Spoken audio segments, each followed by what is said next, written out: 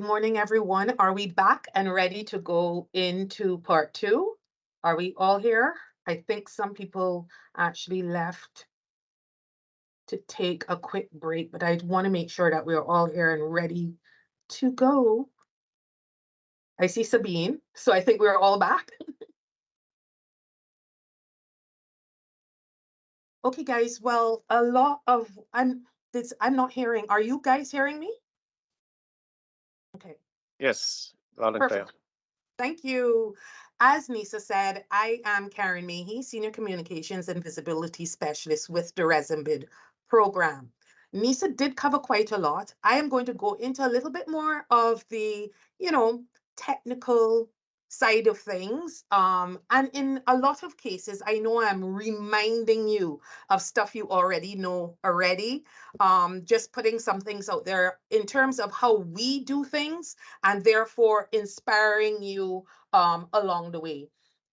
It is going to seem at the outset as if it's a long presentation, but trust me, it really isn't. There are a lot of topics to cover, but they're just synopses of each area. Feel free to jump in at any time. This is a discussion, not a lecture. And I really do appreciate interactive sessions more than anything else. Nisa and Dante will monitor the chat and hands going up in the air so I can pause and respond to anyone that may have questions, comments, suggestions, etc. So let's get into it. Nisa, seeing my screen? Perfect. Okay, so today, as I said, it looks like a lot at the outset, but it really is just short synopses on each area. I'm going to talk a little bit about the importance of traditional and social media in today's digital landscape, definition and overview of traditional and social media, how to leverage social media for professional success, how to integrate traditional and social media into your projects, how to monitor and measure media impact, the why and how of press releases. I will do acknowledgement of donor and partners a little different to NISA, television and radio interviews, what makes a great photo, and get into ROVIP a little bit as well. Okay, so I do know that, the trend, what's hot and what's happening is to take advantage of all things social media. But I have found that, especially in the Caribbean, traditional media in certain jurisdictions still is very powerful. Certainly in Barbados, where I reside, we do a significant mix of both.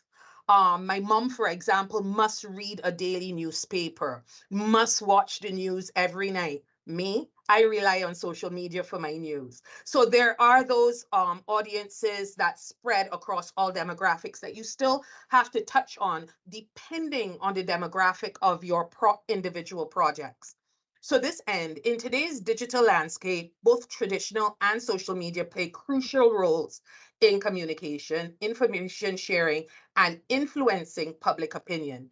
Understanding the importance of these media channels is essential for professionals for several reasons. As I spoke of before, broad reach and audience engagement, credibility and trust, real-time updates and news dissemination, targeted marketing and audience segmentation, where I just spoke about the difference between my mom and myself in terms of how we get our news, would be an example of target marketing and audience segmentation.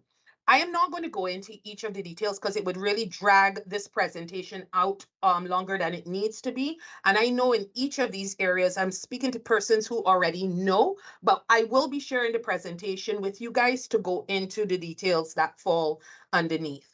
So just to extend a little further, two-way communication and engagement, amplification and virality. So, when the young people talk about it went viral, that's a big thing. It is very, very, very, very prevalent in the social media space. Once your post goes viral, you definitely have hit a huge amount of persons. Data analytics and insights. And throughout this presentation, you would hear me speak about analytics a lot because I firmly believe in measuring, well, first of all, monitoring and measuring anything that we do. It is easy to say, oh, it's working, And that's just you pulling that out of the sky that it's working.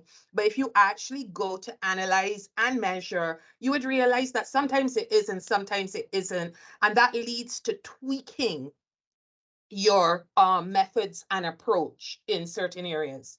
So by understanding the importance of traditional and social media, professionals can harness the power of these channels to enhance their visibility, engage with their audience, and achieve their business objectives in today's digital landscape. So traditional media refers to the conventional forms of mass communication that have been in existence before the advent of digital technologies.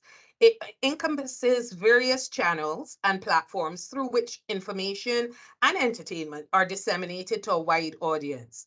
So an overview of traditional media would be television, radio, newspapers, magazines, print advertising, outdoor advertising, and direct mail.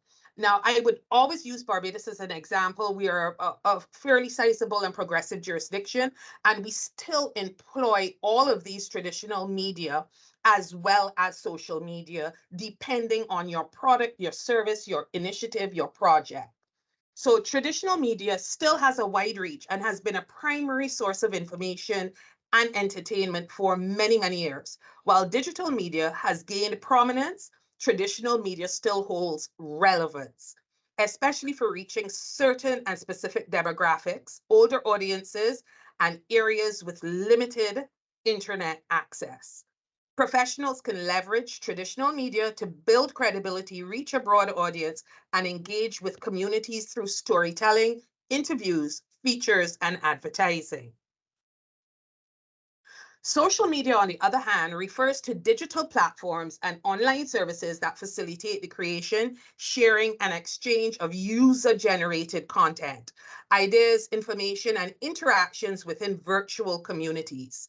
It enables individuals, organizations, and businesses to connect, engage, and communicate with others on a global scale.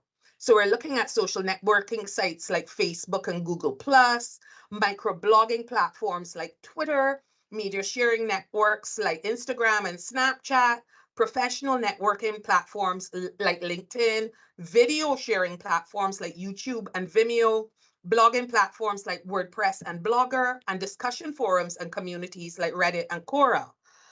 Social media has revolutionized communication. I think we can all agree to that, connecting people from diverse backgrounds and facilitating instant sharing of information and opinions. It has become a powerful tool for businesses and professionals to share their brand, engage with audiences, promote products or services, gather feedback, and stay updated on industry trends.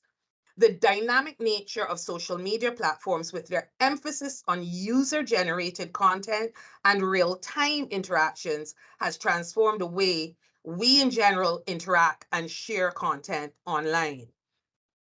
But how do we bring them both together? How do we use the perfect mix and the perfect balance of traditional media and social media? I think before I go into this, I would say, oops, I see something in the chat, I believe. Okay, no, not for me. I think that it depends on your jurisdiction, it depends on your demographics, and I think that you have to be the chefs of that mix. How much traditional media you use combined with how much social media you use is something very specific to each jurisdiction. And it is something that really needs to be studied, appreciated, and then the perfect blend mixed up together and shared with the public. So here are just some suggestions that could help in this regard. Leveraging social media for professional success involves utilizing these platforms strategically to enhance your project's brand, expand your network, and achieve your project's goals. So you need to define your goals, select relevant platforms, optimize your profiles. And by this, I mean craft a compelling and professional profile across all social media platforms on which you choose to be present. Share valuable content, engage and interact. Actively engage with your audience by responding to comments, answering questions, and participating in discussions. We have found this very, very important to do, and it creates followers that stay. Be authentic and transparent. Use visuals effectively. Stay consistent. Again, we tend to come out of the gates fast and we're posting and we're posting and we're posting. And then there's a lull. As soon as there's a lull, you lose followers. And to get them back again is twice as hard as when you got them on in the first place. So you really want to stay consistent with your messaging and posting. Monitor and analyze. You're going to hear me say that right throughout because I believe it is very important to monitor and analyze what you're doing to ensure that it is actually working and reaching your target audience. Network and collaborate with those that are in similar industries or have similar projects as you do, or just network and collaborate with the rest of the OCTs to see what they're doing. What are their best practices? What's working for Aruba may not be necessarily working for Bonaire, may not work at all for Curacao. So that networking and collaboration can go a long way in achieving success. Remember, social media success takes time and effort. Consistency, authenticity, and providing value are key elements to leveraging social media effectively for professional growth and success. So I was speaking about integrating traditional and social media. By integrating traditional and social media, you can create a cohesive and impactful communication strategy. You need to understand your audience, which is something that I keep repeating, as well as measuring and analyzing results. You need to maintain consistent branding. There should be a cross promotion where you use traditional media to promote your social media presence and vice versa. Content repurposing. So what you use on Facebook can be repurposed for LinkedIn, can be repurposed for Instagram. You just tweak to suit your platform, yet staying true to the message and the content. User-generated content, where you're going to incorporate user-generated content from social media into your traditional media channels. Social media monitoring and traditional media insights. There's that monitoring again. Influencer partnerships. I know in each of your jurisdictions, there are those persons who have the most followers, are wildly popular.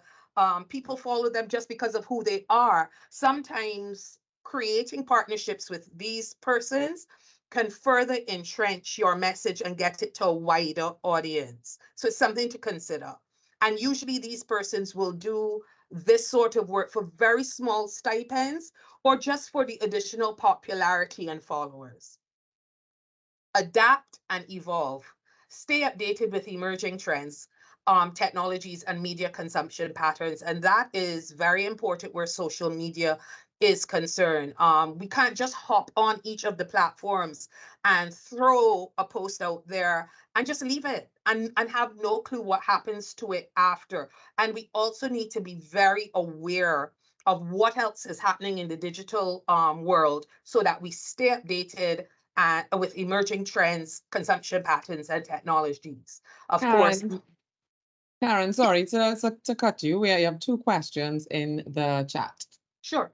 So one is there a voluntary shared list of or documents of sorts with the contact info of other ReSMBid supported projects for collaboration across organizations and initiatives? Sabine, I will answer that one. Excuse me. If you go on to, and I will put the link in the chat, if you go on to the ReSMBid website on our resources page, there is something called, it's quite new, so it's a great and timely question. It's called the ReSMBid project fiches, where every project under the umbrella, ReSMBid umbrella, all 47 are represented there. So you can, and under each area of focus, so resilience, sustainable energy, or marine biodiversity. So you can actually go onto that. And you can see what the projects are about, and of course, who is the implementing partner behind the project. And if then, because we won't share, we'll have a general list that we share everybody's contact info with.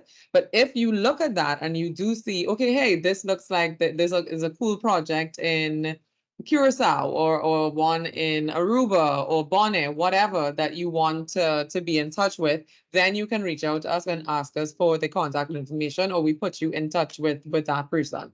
But that document on the website does give not just, it doesn't just list the projects, but it of course tells you the country, what the project is about and what it hopes to achieve. So you can really use that to determine, you know, the suitability of contacting this person. I hope that answers the question. And then the next question, Karen, I'll let you take this one. Says, this is from Climate Education. Oh, I'm sorry, I'm talking to you all and my camera is off. How rude of me. It says, hi, so if we want to avoid a lull, if we have lots of content to approve ahead of time, is there a time frame that we can use for every post so that we can post constantly, have to wait every 5 to 10 days? Well, Nisa, considering that you lead on approval, yes, no I would problem. want to believe this is your question. Yeah, so okay, I'm not sure who is the person for climate education, but so we and just as we're on social media, to be clear, we don't need to approve every single post. Because I mean some people have a lot, some people they do daily. For example, like Branchies, for example, I know does every day they post, which is great, but we don't need to approve that.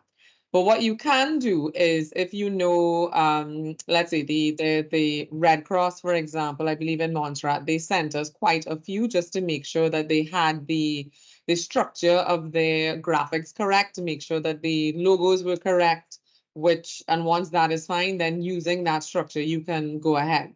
I would have said in my bits that if it's really, really helpful.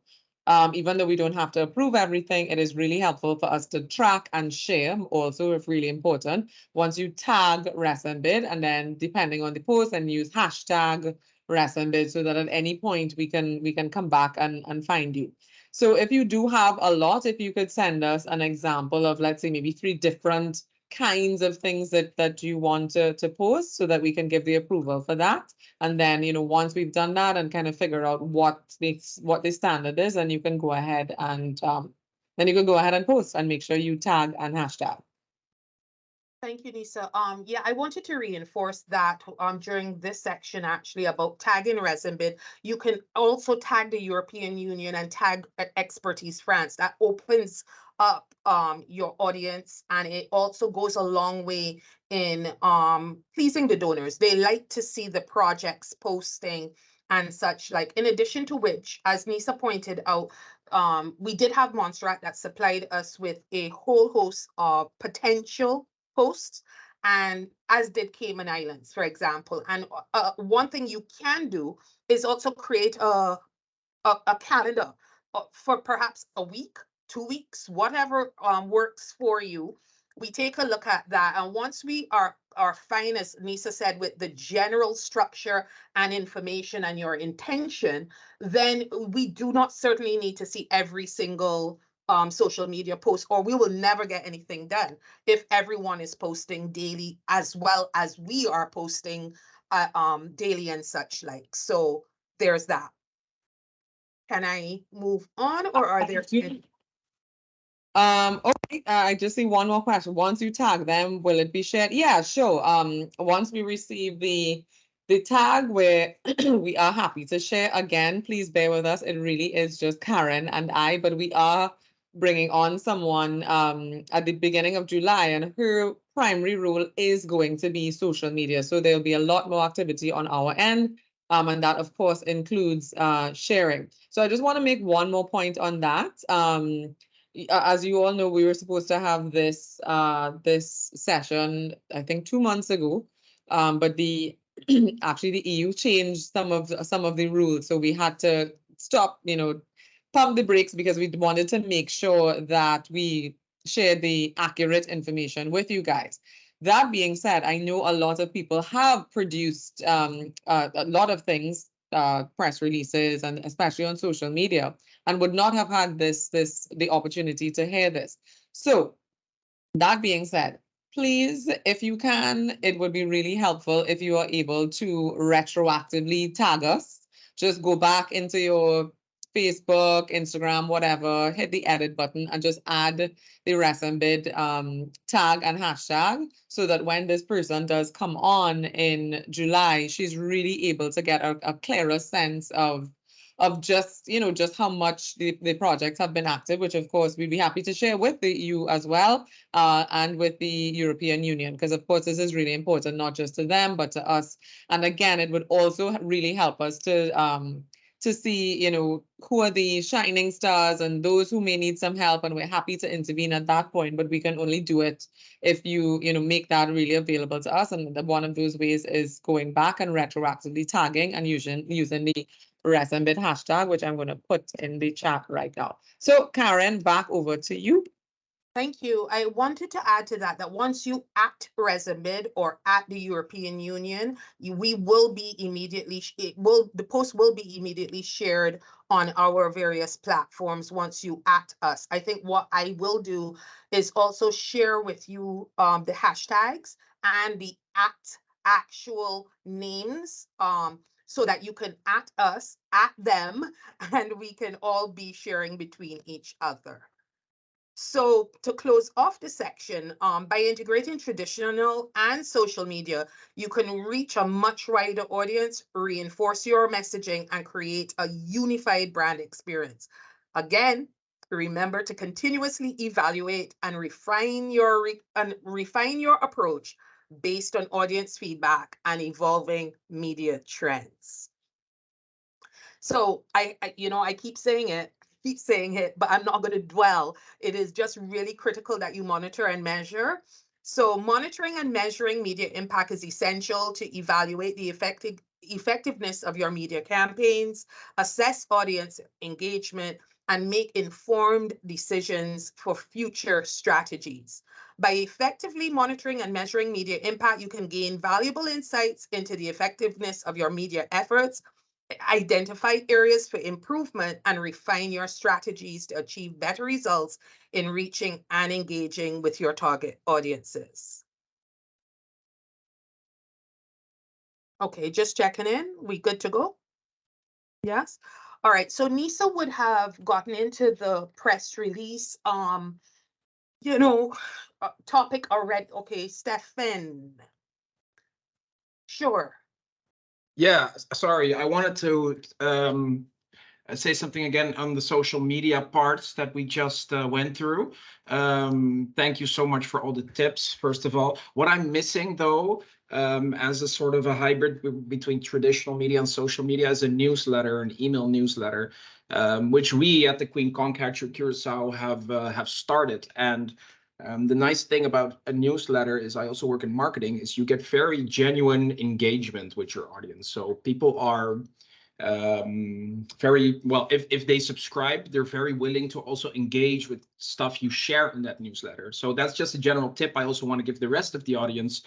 And I can share a link in the chat if you want to see our newsletter. And if you have any, questions or you need any tips, I can also help with that. Or I don't know what the Resembid team thinks of that, but that's something I just wanted to add. Thank you, Stefan. And this is very timely as well, because we shared our first quarterly newsletter at the end of the first quarter of this year. We're coming up on the second newsletter dissemination, which would be on Friday, June 30th, actually. I will ask Nisa or Dante if they can share the link to that newsletter, because it did feature a number of projects that are under implementation. And we would love to put everyone that's here and whoever else you recommend on our mailing list as well. We virtually used our mailing list that we currently have when we sent this out, but we have been adding to that mailing list as we get names, so we can make sure that everyone gets it. And I totally agree with what you said, Stefan. It is a wonderful vehicle. It is very interactive. You do get a good response. We got really good responses to our first newsletter. And it doesn't necessarily have to be long and drawn out. Ours is just short, snappy pieces, giving a snapshot of what's happening. So yeah, yeah, so I sort of sell it as, get a little bit of more insights compared to the traditional media stuff. And that's what gets people interested, and that's where you get that genuine sort of engagement with them. So I really like using it, and I also wanted to ask Resembit. I sent Nisa an email already about it. If there are any email addresses, or if I can sort of send the link to our newsletter to you guys, which you share. You know, I don't want to. How would I say that? Yeah, violate any privacy guidelines. Yeah, Stefan, that's the I thing. really want to So answer that. Yes, Yeah. perfect So I don't idea. need- Send the link to us. Yeah, I don't need a list. You know, if you guys just, you know, sort of send it out there, that would be great for Yeah. us. Okay, Can I great. ask Yeah, how- because that how- was the issue that we are French. I mean, again, as you all know, implemented by Expertise France, and if you to know the French is to know that their privacy laws are Exactly. quite intense. So I had to Yeah. get the clearance to see if we could do that. But the much easier thing to do is yes, send us the link and we Perfect. will distribute. Yeah, Yeah. perfect. Also- and also again, the that an- goes for anyone. If you do have Sabine, I know you all do blogs. We are happy to also share that in our kind of because we do a letter from the director, and Karen, you know, she has the newsletter that goes even, you know, broader throughout the whole Caribbean. So we're happy to share that as well. So thanks for and that, Stefan. Yeah, the analytics of it are also, you know, the insights are great. You see how many clicks, how many opens. So also, you know, considering what you said earlier and in the part before this about analytics, that's also great. So I won't bother. I won't hold you guys up any longer. Yeah. No, Stefan, this was great. Can you tell me how regular does your newsletter come out? We try to do it once a month, and we started out with once every 2 weeks just to get a little bit more engagement and subscribes, but now we aim at once a month. Okay, perfect. And also, do you use MailChimp? Yes. Okay, because I was also going to let the audience know that MailChimp gives really good analytical tools. You really get a good sense of who is engaging, who's Yeah. unsubscribing, who's hopping on, who's new. So it's fantastic. Who opens each and every Yeah. item and such like. So the recommendation would be to the team that if you do embark on a newsletter, you consider MailChimp because the analytics are exceptionally strong. Exactly. Yeah. Yeah. Stefan, thank you so much. I really appreciated your intervention. Of course. Yeah. Thank you as well. Thanks. All right. Okay, so as I said, Nisa had gone into the press release topic. I'm just going to delve a little deeper. This is perhaps the longest, this and Rovit, the longest part of my presentation, but because Nisa did touch on very critical and important elements, I don't think I need to go into the detail. What I will do alongside sharing this presentation with the team is include a newsletter template that we already do have in our arsenal alongside my presentation so that you have a very easy to follow template and guide. So the purpose of a press release is to share newsworthy information with the media and by extension, the public. It serves as a communication tool for projects to disseminate official announcements, news, or updates about their projects, events, achievements, or other relevant topics. Overall, the purpose of a press release is to strategically share news and information, attract media attention, shape public perception, and support the overall goals and objectives of the projects. So the structure is well known. It is not something that each of you here do not know. I know that you know it. So as I said, I am just, you know, gentle reminders. The one thing that I would say though, while variations are possible, there are common elements that should be followed, which makes it very easy for journalists and media professionals when receiving your press release. Because once again, it's easy to issue a press release, but you actually want the media to issue, to rebroadcast, to reprint. You want that. You don't want your press release just sitting down in their inboxes. So as soon as they can identify, you know, who it's from, what we're about, which includes Resembit's logo and the organization's logo, address, phone number, email, and website in your header. Then you have your release date, which should include for immediate release if the intended information is to be published immediately. Generally speaking, every release, every press release I write has for immediate release in right underneath the header.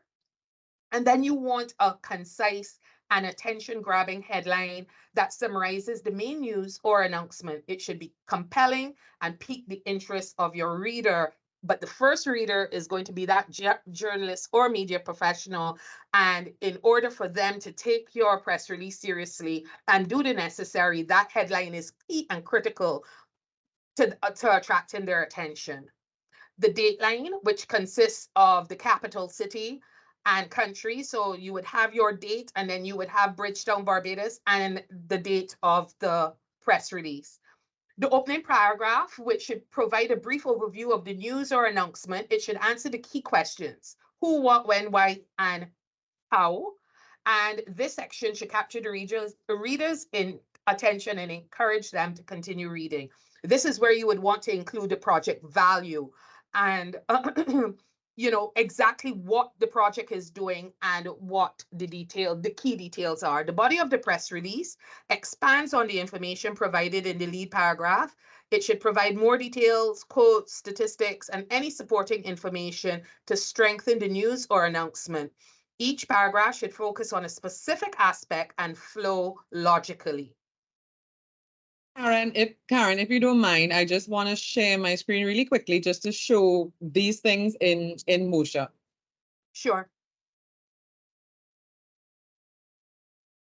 Right. So as Karen would have said, just the title, you have the ResMBid 3 million, you take the value of it, the date, and of course the location. And even if people were to just read the first paragraph or the first two paragraphs, they quickly get a sense of what is happening. So I just wanted to show exactly what Karen was talking about in real time. Thank you, Nisa. So we spoke about supporting details, quotes, the boilerplate. This is what, and I do believe there was a question earlier. I forget who it came from, but the boilerplate is your paragraph that says everything that you want to say about the program in one paragraph, and each of you know it well. ResMBid is a 47 project program funded by the European Union and implemented by Expertise France, the development cooperation agency of the government of France, and supports sustainable human development efforts in 12 Caribbean overseas countries. Karen, you need to reshare your screen, because I think when I shared it, it cut you you off. bumped Sorry me about off. that. Yeah, sorry about that. Oh, no, it's cool. Am I back? Yeah. Perfect.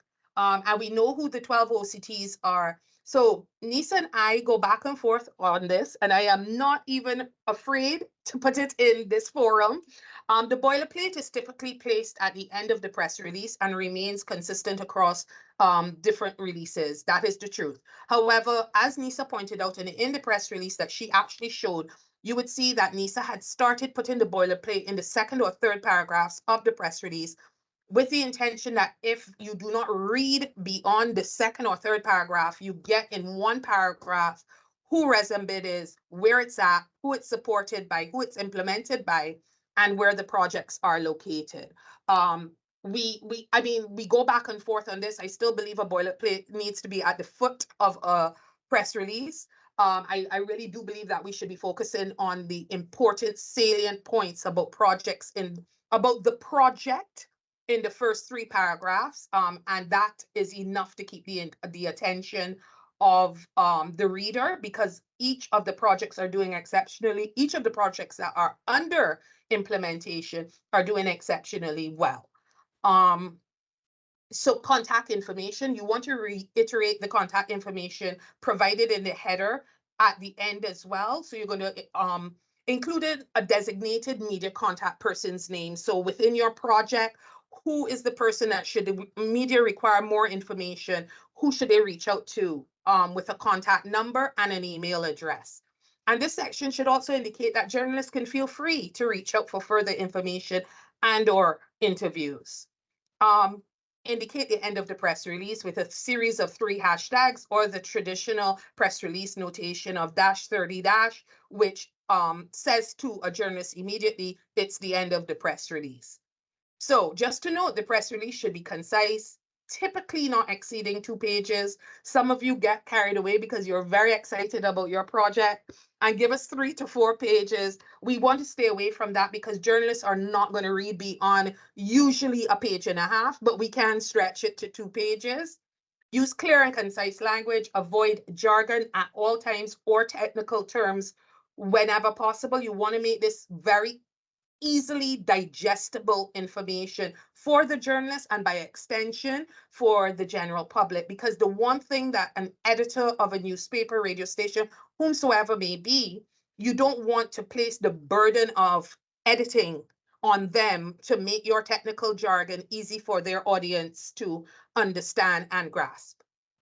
Also, please proofread the press releases before distribution for grammar, spelling, and formatting. We see this every day, every single day, and we appeal to you. Please, please, please proofread. And the author of the press release should not be the person that way too long. So give it to someone else to read, let them go through it, and then send it to us. And then we get ready for distribution. Any questions?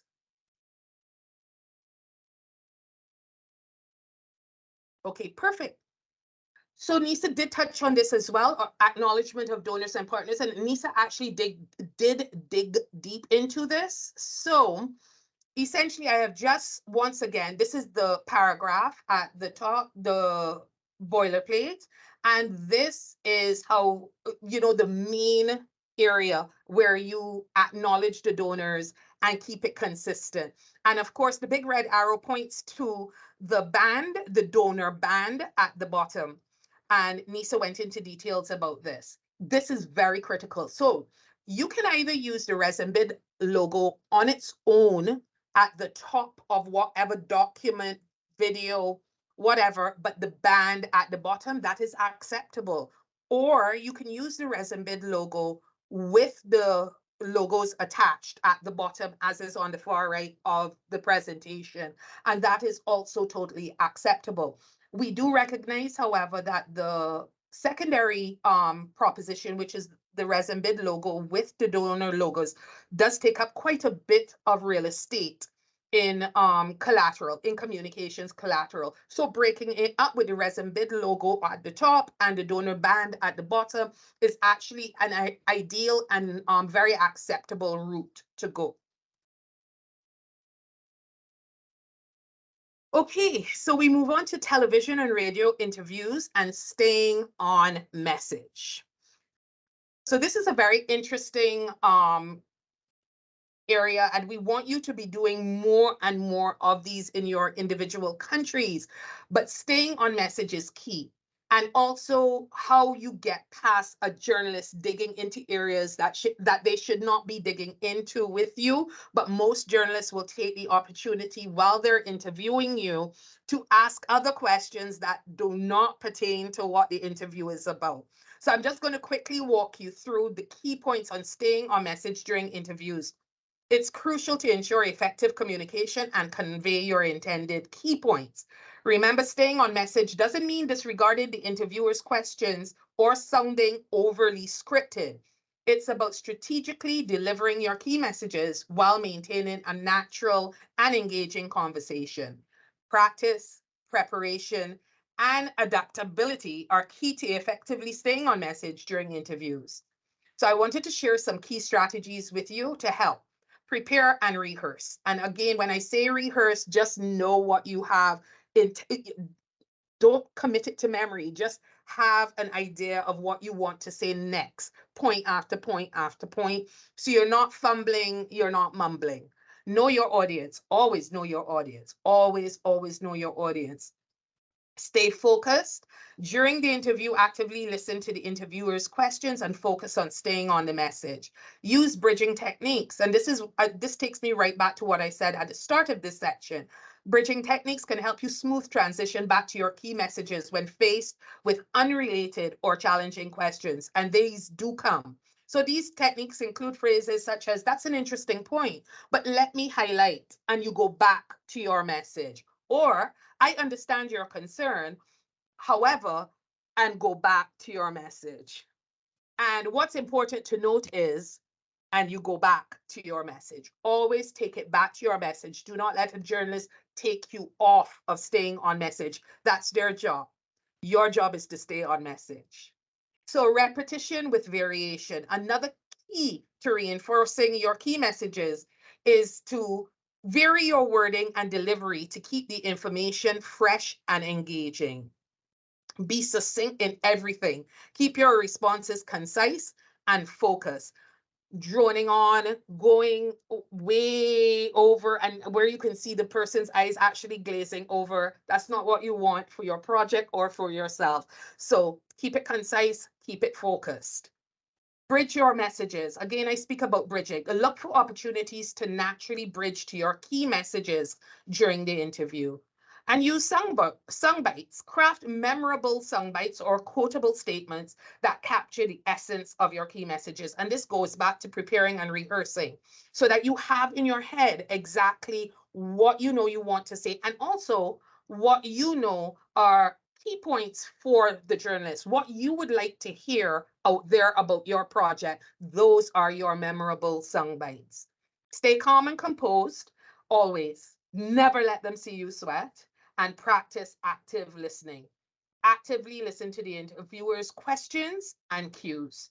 So I really hope that this has helped with future radio and television interviews. Okay, and what makes a great photo? Nisa went into here as well, but I'm just going to go over it very quickly. Remember, the goal of a great photo for media is to capture attention, engage the audience, and effectively support your message. By considering these factors, you can select or create photos that enhance your media presence and effectively communicate your story. A great photo for media captures attention, conveys a story, and effectively communicates your message. So your photo should be relevant, visually impactful, emotional, and storytelling, clarity, and very focused. It should be authentic. So genuine and candid shots can resonate more with the audience than staged or overly posed images. Composition and framing, again, very important.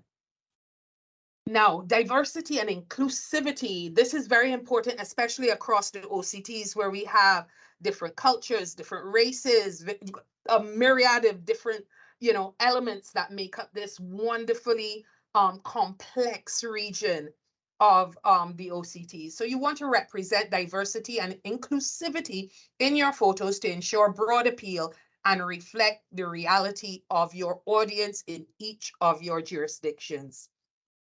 Uniqueness and freshness, caption and context. A great photo is always complemented by a well-written caption or context. And this is something that we have to keep putting out there, because sometimes we just get photos. And we just get photos and we don't get the context, we don't get captions, but a great photo is definitely complemented by a well-written caption or context. And you can keep this very short and very sweet. It does not have to be a long diatribe at all. And of course, high resolution. In a Karen, lot you of have a it. question. Sure. You have a question, and it comes from Robbie. Should we include a photo in the body of the press release or separate? Separate, please. The caption should be at the bottom of the press release. So you would put literally caption, colon, and include your caption at the bottom of the press release, but always attach your photo separately, as embedding it in a Word document or whatnot will lose resolution, will lose quality. Can I get a thumbs up? Did I answer your question? Cool. And again, on high resolution, you want your photos to be high resolution, because the more that they are used and transferred, you lose resolution. Most phones do give very high resolution photos. I don't know if my colleague Dante wants to come in and talk about resolution of photos, but of course, if you are in doubt, you can always reach out to us and we can give you any information you require on ensuring high resolution photos. Okay, ladies and gentlemen, we come now to the Resamid Oh, OCT visit. Karen, you have a question. Can we, from Eric Salamanca, can we put the caption in the photo? I want to say no. I would prefer that you didn't. Primarily, this is going to cause problems and we want to keep it uniform. So if you just before you end your press release, you indicate caption in capital letters with a colon and you have your caption there and your photo attached. I do believe this is the foolproof way to ensure that we have a good quality photo and we have an appropriate caption. Does that work for you?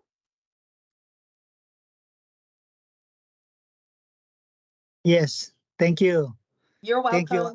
My just concern is if there are several pictures, 1, 2, 3, 4, and we put there's a possibility that the caption might interchange. But I understand your point. Yeah, for editing, etc. I Correct. agree. Thank you. Fantastic. Thank you, Eric. And one more from Robbie. If we are submitting to a TV station, how would we include branding in a video, or would we? Do you mean, Robbie, do you mean, let's say footage from a press conference or something? Because if so, then no.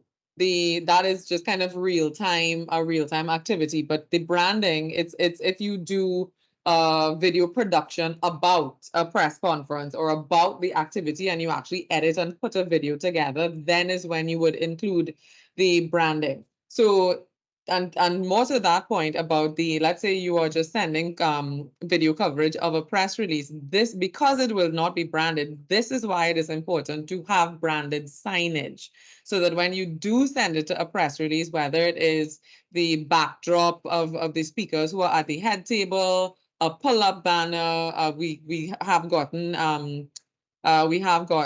approvals requested for a branded tablecloth, which is a great idea. This is exactly why I'm glad you asked this question, because this is exactly why you do need branded material, because very rarely are you going to have the opportunity to edit and put together something.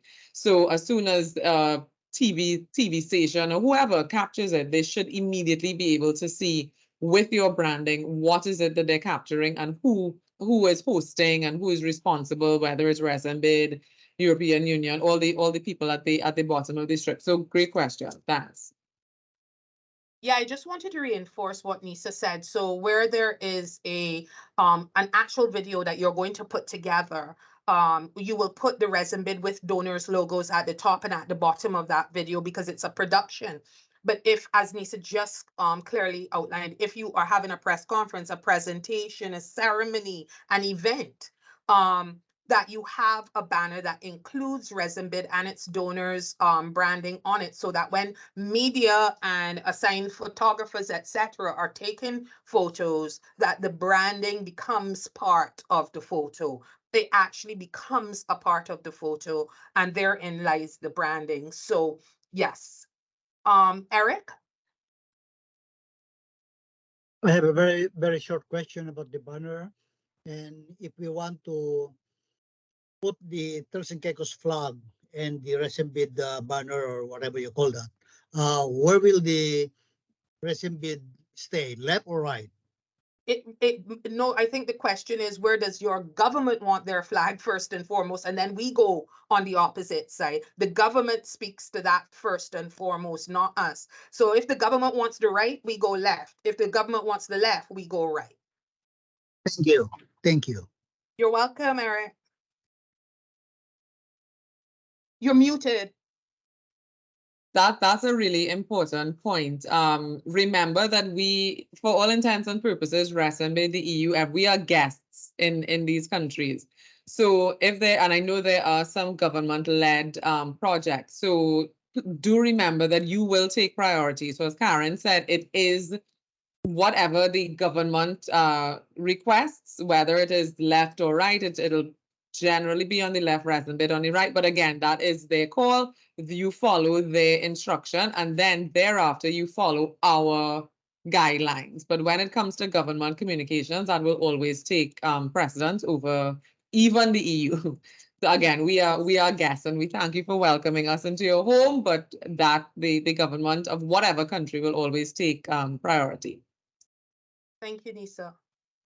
Okay, if there are no further questions, the ResinBid OCT Visibility Program, affectionately known as ROVIP, has become the main vehicle of communications outreach and visibility from ResinBid on behalf of the OCTs.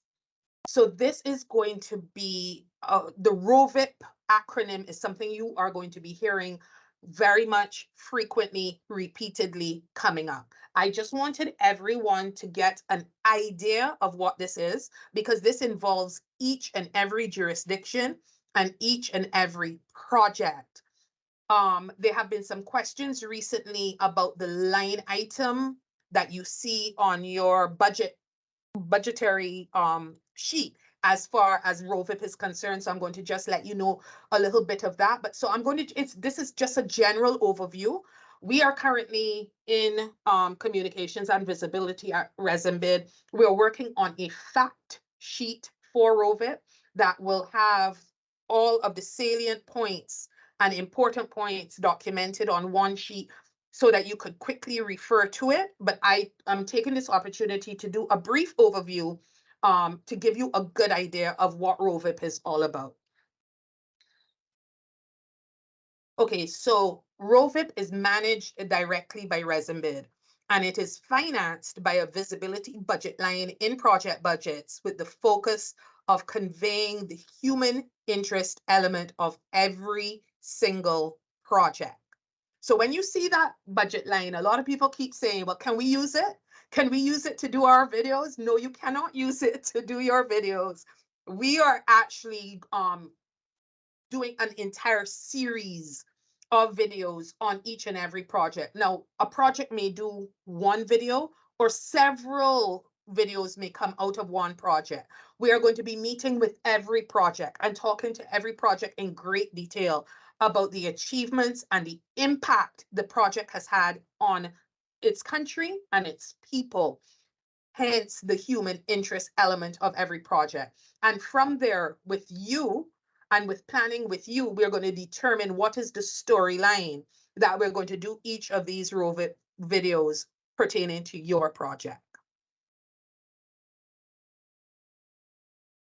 So how will the project be, how would ROVIP be managed? ResinBid will focus on the sourcing and telling of stories coming out of the OCTs. And we're going to be doing this in partnership with you. Everything that we do is going to be in partnership with you. You manage the projects on a daily basis, so you would best know what we should be focusing on and the stories that we should be telling. This content will both be produced in conjunction and shared with individual project implementing agencies to ensure accuracy and the spirit of the OCTs. Program's dissemination outlook will center on a broader network. So we want these stories now to come to Barbados and Trinidad and Jamaica and Guyana and the OECS and CARICOM. We want the rest of the Caribbean and by extension the world to know about the OCTs and these amazing projects that have been implemented and its impact on country and people. The European. Somebody muted me. Can you hear me? We can hear you now. I think the same happened to me. Oh my gosh, okay. So we will also disseminate these videos through the European Union and. No, I'm muted. I can hear you now. Okay. And other European and key stakeholders, that would be the dissemination, the lines of dissemination. So we really plan for these videos to go far and wide. And as I mentioned before several times, content will be based on the stories emerging from the projects. Robbie? Hi, Robbie. Yes, it took me a second. I got to reorient myself with all the buttons. Sorry about that. Okay. Thank you for mentioning CARICOM. I appreciate that. And, and everybody in the Caribbean, we're planning on presenting some of our results and the project at GCFI this year. you know, and you know, all the Caribbean nations will be there, and since the OCTs make up about half of those, I think that's a really good place to get that. We're planning on presenting, giving multiple presentations about what happened with our project and using these science books, these science biology curriculum, written in Haitian Creole and Papiamento in their respective locations. But we also want to, if we were able to, we want to present a video there for the Cinefish event. Are there any guidelines about presenting a video like that, and our presentations in general for branding and things? So Robbie, a video of that nature will be, I imagine, you're talking about an overall video that encapsulates everything about the project, and that's fine. As I said before, we would want the resin bid and donors logo up front and at the end of the video. And you can do your video, you do have a budget for that. It is not the same as the ROVIP budget, but you do have room in your budget for that. I'm very happy to hear about your intention of presenting to the wider Caribbean region, because to be fair, one thing that we have definitely discovered is those in the wider Caribbean are very sketchy on what they know and understand about the OCTs. So ROVIP is one of the ways that we are using to take the OCTs and its projects to them. Nisa, I don't know if you wanted to add anything where Robbie's question is concerned about Brandon. Robbie, several of the projects have done videos on their own already. And as I said, this is your project, you own it. So do your video, just give us some credit up top and at the end. Yeah, I think once you are able to see the brand, the CNV guidelines book and the EU visibility guidelines book, it tells you exactly where to do that. Usually we keep it on screen for 2 or 3 seconds before and at the end and at the top. I will say though that if I would love the opportunity to speak with you offline, because I mean that is, I think you and your team attending this this event and presenting is a good opportunity for ROVIP, because of course we can help you tell the story of your project in the broader Caribbean context. So I don't know, Karen, if do we want to meet with and ask Robbie to stay on just so we get some maybe set up a meeting, a quick call, or Robbie, you can email us and we will do the same. But I think it's a great question, because it's a great example of how we can take, you know, Robbie, you all are going to produce your video, but then we can look to see, okay, if we can get, I'm not sure where the event is, but if we can get a team on the ground to film, we can do an even bigger story about your project in a regional context. Robbie, can you tell us when this when is the event? Well, the GCFI meeting is I think either the first or second week in November. And I'd be happy to meet with you guys after it. I don't want to take up everybody else's time with a conversation that maybe we should just have. Okay, no, I would love to set up a meeting with the 3 of us, not immediately after, but definitely since it's in November, we do have a little bit of time, but maybe early next week we can meet with you. So we will communicate with you directly on that. Okay, thank you very much. Thank you as well, Robbie. Okay, so the main objective of this program of ROVIP is the recognition of and showcasing the accomplishments of the OCTs through world-class communications products. Due recognition of the generosity of the EU will be ensured in line with the EU visibility guidelines. And of course, Nisa would have spent a good portion of time going through that, and she will share the guidelines with you all after this session. And the other objectives are visibility for the EU citizen, showing tangible solidarity with the Caribbean OCTs, harmonization of messaging between all grant projects and ensuring maximum regional impact of communication and visibility activities, a uniform look and feel to all outputs, a regional rather than national lens, and providing capacity strengthening on CNV activities.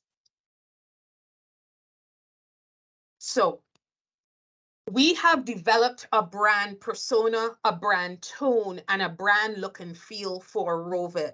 So as a person, Rovip is seen as a solution provider who is insightful, helpful, impactful, thoughtful, meaningful, intentional, reliable, wise, genuine, and caring. Having a unique and consistent brand persona helps with recognition and engagement. So the goal is to create a personality that is authentic and memorable.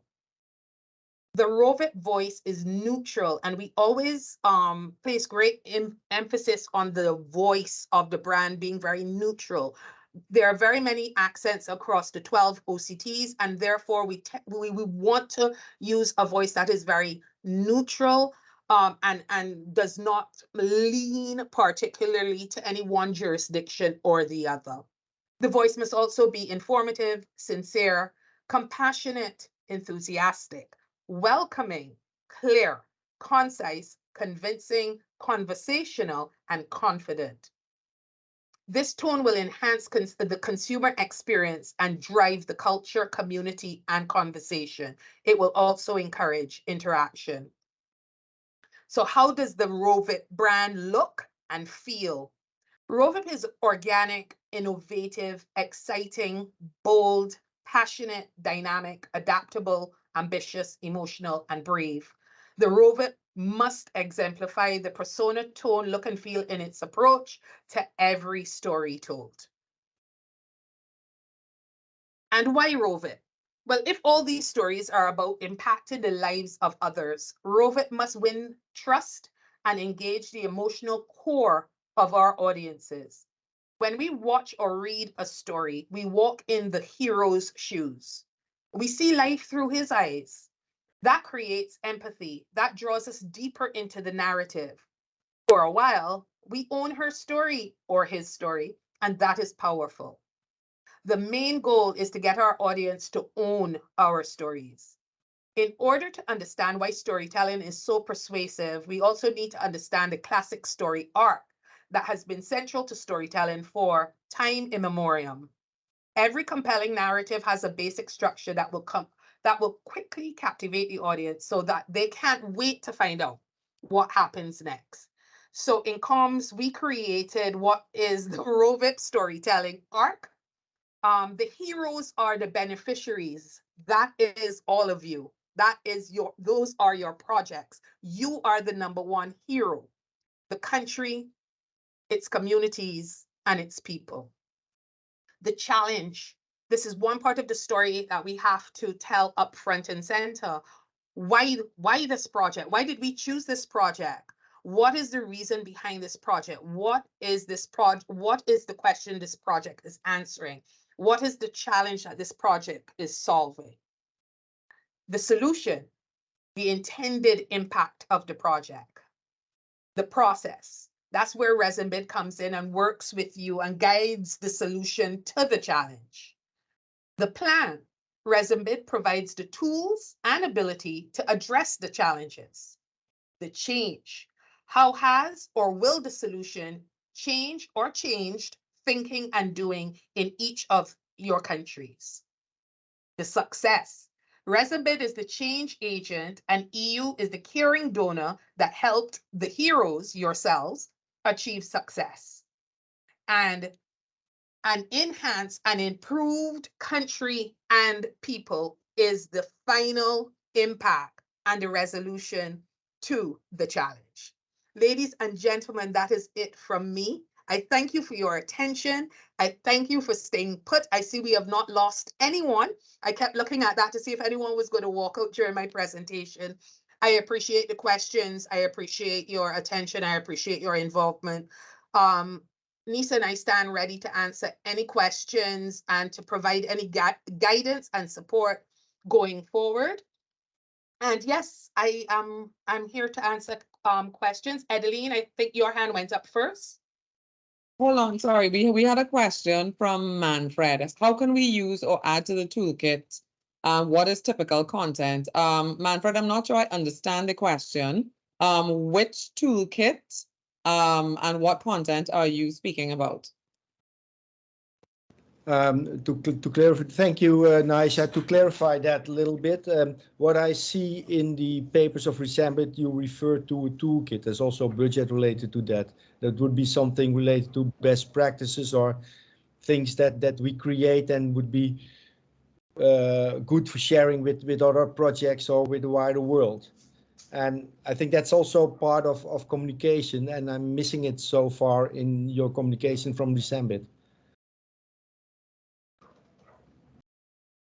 Okay, so the toolkit that we will provide is basically the best practice toolkit is the EU visibility guidelines. That is really all encompassing. As I mentioned, every EU funded project is guided by those guidelines. So what I can do is I can share that one, the one that we use and the one that only came out last year, which fortunately we do not have to follow because that is completely changing the way EU projects communicate. And then what our guidelines book do it is it uses those the general EU visibility guidelines and places Resambid in there and your project. So we will tell you, as we've said in the presentations, how you represent Resambid as well as these lovely people above me, and then how you use these lovely people, Resambid, and your project. So for example, I'll try to share the screen before we leave, but it does show, you know, on a, what you call it? A letterhead where your logo, our logo, and these logos will go. It'll show if you're doing a cup or a mug or some kind of drinking vessel where all of the logos go. So it does kind of give you an example of how you can, your project or any project can be placed in the context of the Resambid rules, which are also governed by the EU rules. So I hope that helps. But again, and if you have any more questions, when you do get the guidelines, please feel free to ask us.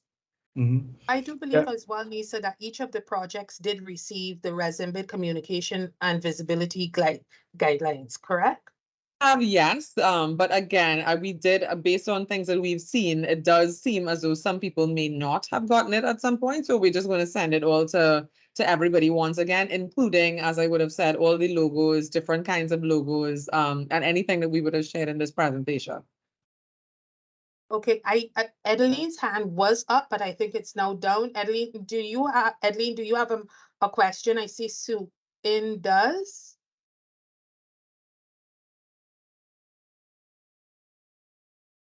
Sorry. Hello. Good day. Hi. Hi. Of course, at the start of the project, you make your promises of what you want to achieve for your communications. We are already a bit heading towards the end, and through some setbacks, we promised like 14 press releases, for example. Is there a way to like come to you guys, regather, and maybe talk about what we maybe are able to achieve or not still in our period, even if though we promised so much in the beginning?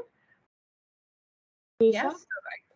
Yes, definitely. Absolutely. Okay. We could just set up a call with Nisa, myself, the project manager, and yourself, and whosoever else from your team, and we can have a call and go through that and make certain recommendations as well. So that is absolutely fine, Sue.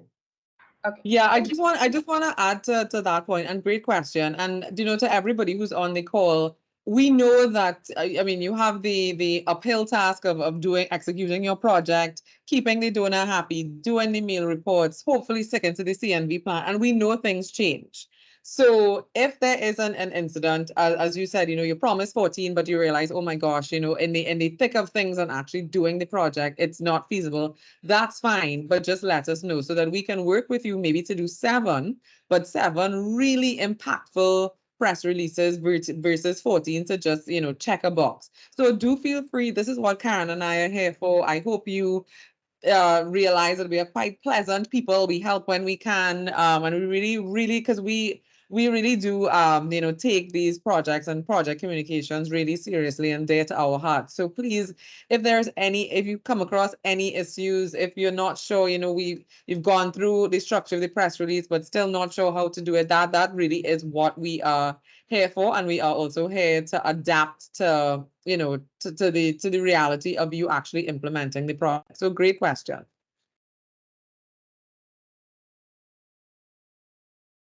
All right, I see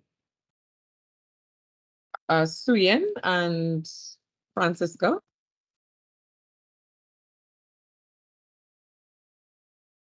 I think Francisca's next. Yes, okay. I have a similar question. At the beginning of the project, we did do a press release, but we didn't do a press conference. So now we are 4 months into the project. Should we do a press conference now to inform everybody about the beginning of the project, or should we?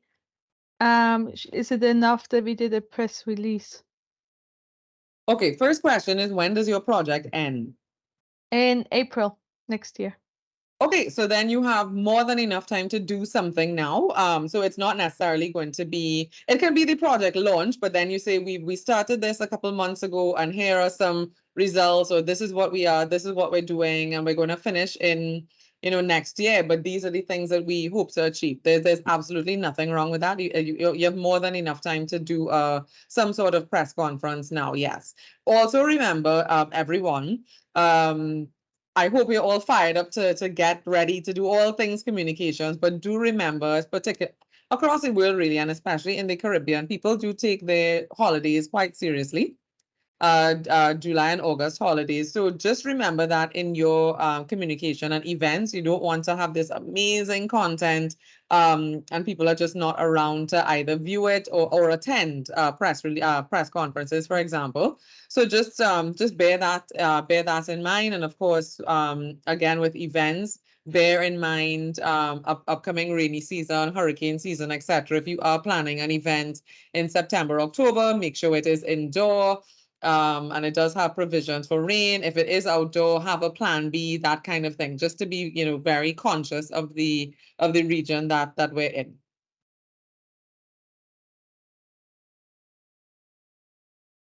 I don't see any more hands, Nisa. I don't know if there are any more questions. I wanted to take one, Sabine, about the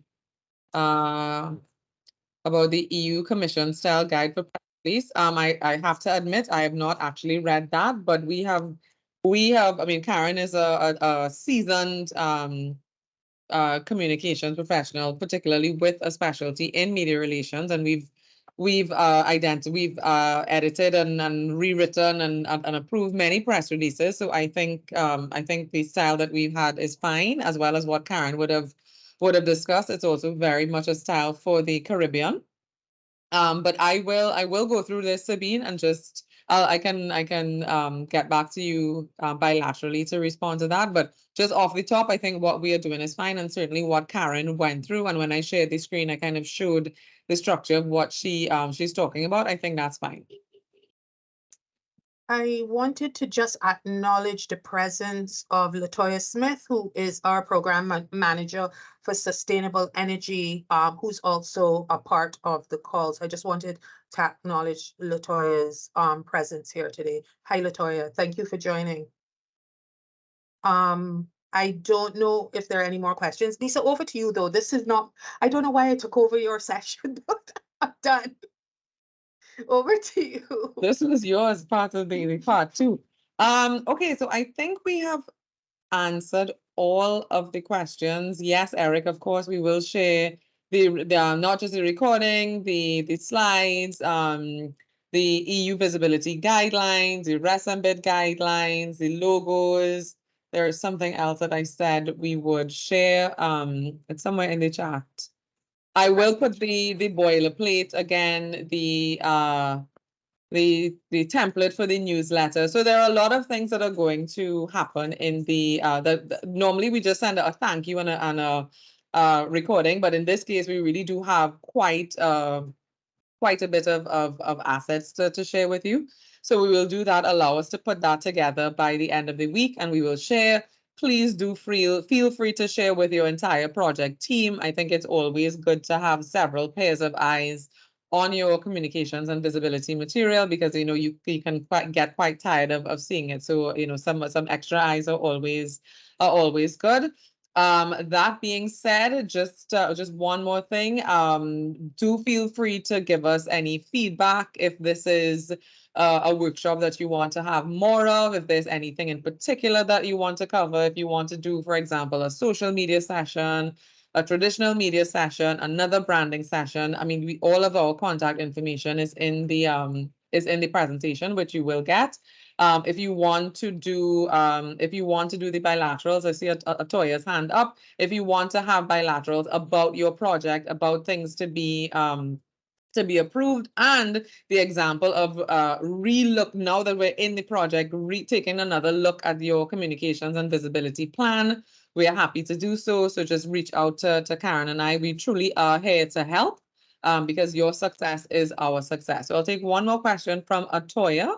And then I thank you all for coming. I thank you all for being on time, sticking with us for 2 hours with just a 5-minute break.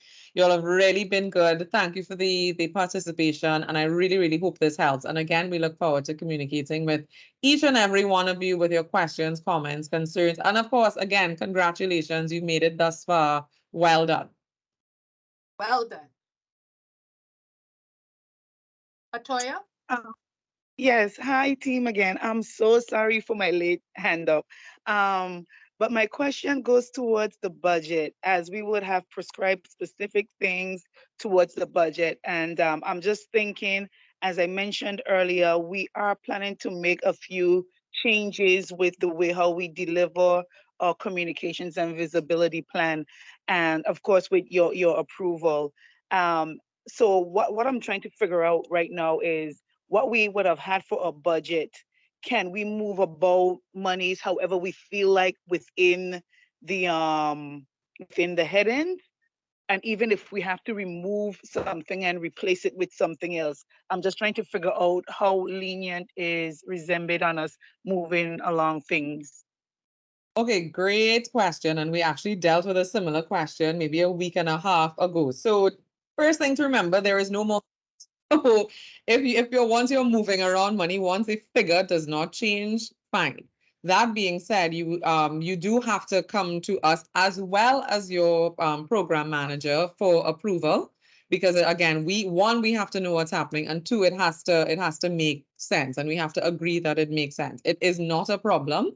But once we are kept in the loop, as well as the PM, and then of course we approve, make a formal note in your file, and then yes. So there are, because again, as we already said, we know that it's, you submitted the CNV plans ages ago. Some people even over a year ago. So, and things change. So yes, absolutely, there is room for adjustment, but with collaboration. Okay. All right, no problem. Well, thank you, everyone. I think 12:08 is a great time to say goodbye and have a good lunch. And we look forward to chatting with you again. So by Friday, we will, of course, send the recap email. And if there's anything we've missed, you've missed, or you just want to ask about, do feel free to reach out to Karen and I. Have a great afternoon and a great rest of the week. Thank you, everyone. Bye-bye. Thank you, everyone.